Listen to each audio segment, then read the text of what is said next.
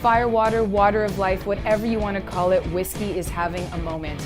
I'm Victoria Gilbert with Flavor Passport at Doc Magilligan's in Niagara Falls, tasting some of unbelievable whiskeys. Consider this your Whiskey 101. I'm sitting with Ken Ahern from Doc Magilligan's in Niagara Falls. He's the resident whiskey expert, and he's here with me today to talk about whiskey.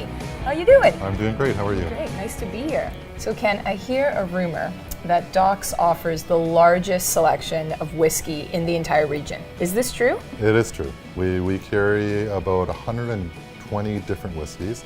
Some are rare, which either you cannot get anymore from either the distillery or the LCBO no longer carries.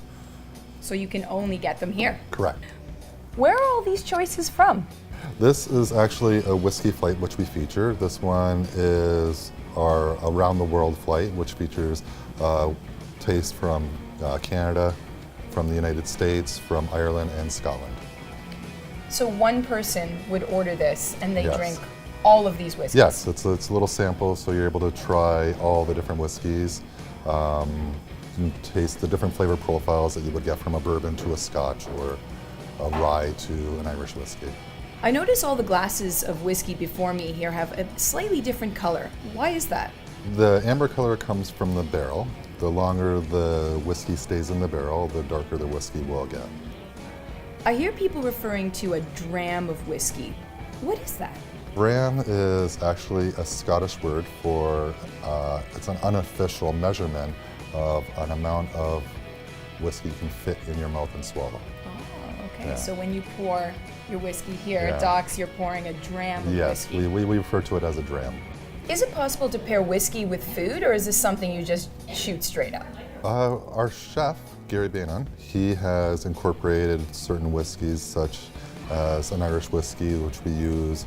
He sautés the mushrooms in it, we put that on the burger.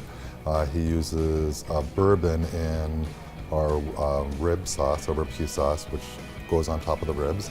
And he has done many other features which were in our whiskey dinners, such as a nice chocolate dessert, which had a nice creamy whiskey cream sauce over top, which really complemented the chocolate.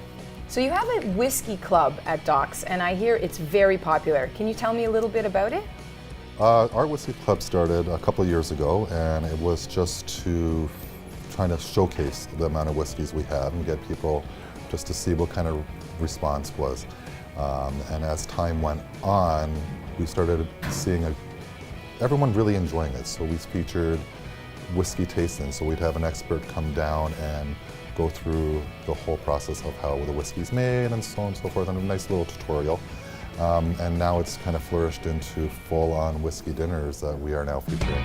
Thank you so much, Ken, for all of that information about whiskey. I've learned so much, and now I know you're busy because you're running a whiskey dinner tonight at Doc's, Yes. but thank you so much for your time. My pleasure. To friends. To friends.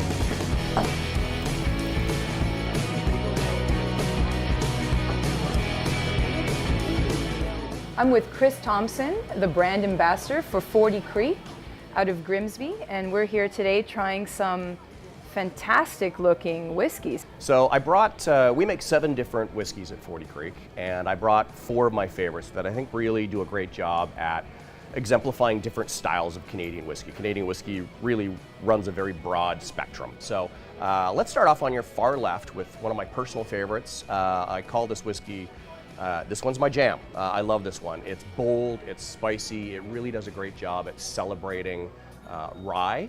So Canadian whiskey is synonymous with rye. And the original Canadian whiskeys weren't actually made with rye. Rye kind of came along a little bit later, but it really put Canadian whiskey on the map. So with this whiskey, you're going to get lots of big, bold, spicy forward. It's supposed to have a lot of Shazam is kind of the technical term I like to use. So you're going to feel lots of it kind of right up in here, lots of lightning bolts, lots of tingling going on. To me, this is whiskey. Okay, what about this one here? So whiskey number 2 is a Canadian whiskey classic. Ultra velvety smooth. To me, it's very much like almost cognac-y in the way that its flavor is presented. It does a secondary aging in Canadian white oak. It's very soft and elegant and pretty. and really gets people thinking about Canadian whiskey in a whole different way. So this whiskey kind of drinks like cognac to me. It's got some of those little notes to it.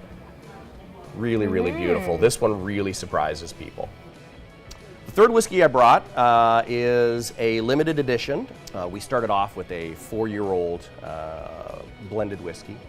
We added it to a 10-year-old corn whiskey, and then added a little dollop of rare Starboard wine, which is essentially a Portuguese-style wine, like port. Anyone that I taste this whiskey with that's a wine fan immediately picks up some of those really nice red wine Where notes it hits on your palate and even in the back of the throat is different than the other whiskeys I've tried today. This one, it kind of sneaks up on you a little bit. You know, it is very complex. It has multi-layered. The last one that I'm going to leave you with is a little bit of a dessert whiskey.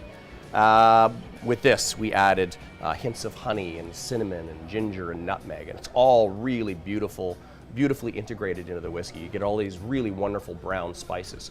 It's a little bit sweeter, so I call it a little bit more of a recreational whiskey as opposed to a serious whiskey. It's a lot of fun. We're making lots of new friends with it. It's called 40 Creek Spike. 4 different amazing whiskeys, all stylistically very different from one another, from one single distillery in sunny Grimsby, Ontario. My palate is still tingling from those unbelievable whiskeys.